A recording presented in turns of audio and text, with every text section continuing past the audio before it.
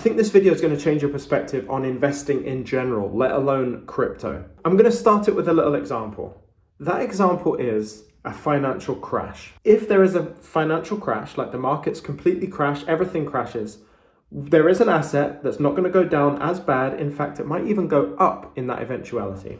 And that is precious metals like gold and silver. So I find it funny that people will buy gold and silver as a hedge for the downturn of a market. They will also buy cryptocurrency as a hedge against the collapse of the traditional system, the way of normally doing things, or a hedge against centralization. You know, these are reasons why you would buy crypto, why you would buy, gold and silver. But when it comes to hedging against the crypto market going down temporarily, no one's really thinking about that. You kind of just, if the market's going to crash completely, like the entire global market, you're going to buy gold, right? And people do buy gold. They actually go out and buy gold. They take action on that hedge to make sure that when the prices all collapse, they've got an asset that doesn't collapse as bad, and maybe even it goes up. You do the same with crypto. You actually go out to buy crypto as a hedge against centralization. But when it comes to a hedge against the short-term kind of down of the market, or even like a full bear market, how do you hedge against the bear market? No one does it.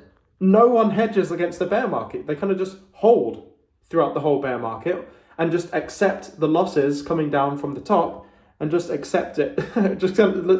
People aren't thinking about the hedge. So what is the hedge to a bear market? Take profits. Taking profits isn't a sign of weakness. It's actually a hedge against the downturn in a market. You take profits as the hedge, just like you would buy gold as a hedge for a complete financial collapse, or you'd buy crypto as a hedge against centralization. You take profits as a hedge against a downwards market. You take the profits so that you maintain the value of your portfolio while the prices are going down. So if you're taking profits consistently, you are not losing out as bad in the bear market as everyone else. Just like you wouldn't lose out as bad if you were holding gold in a massive global financial crisis. Why do people not treat that the same? It's the same thing. It's interesting that there's such a repulsion to the idea of taking profits, when it's actually, if you just look at it as a hedge against the downturn of a market, it really alleviates that pressure and the stories we've told ourselves, that you've potentially told yourself about how you have to hold on to your assets completely and not do anything else, just hold. And I'm certainly not saying sell everything. That's not what I'm saying either.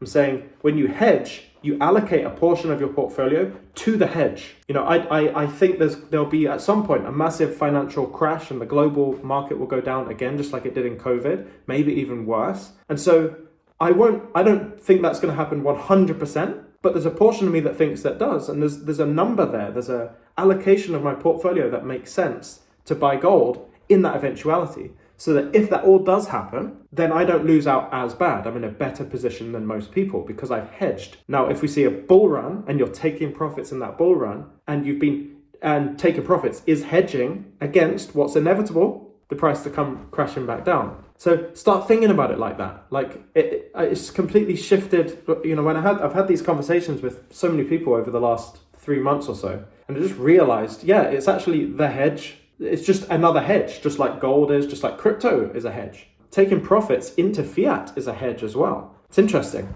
Something to think about. Anyway, that's all. I'll leave you there.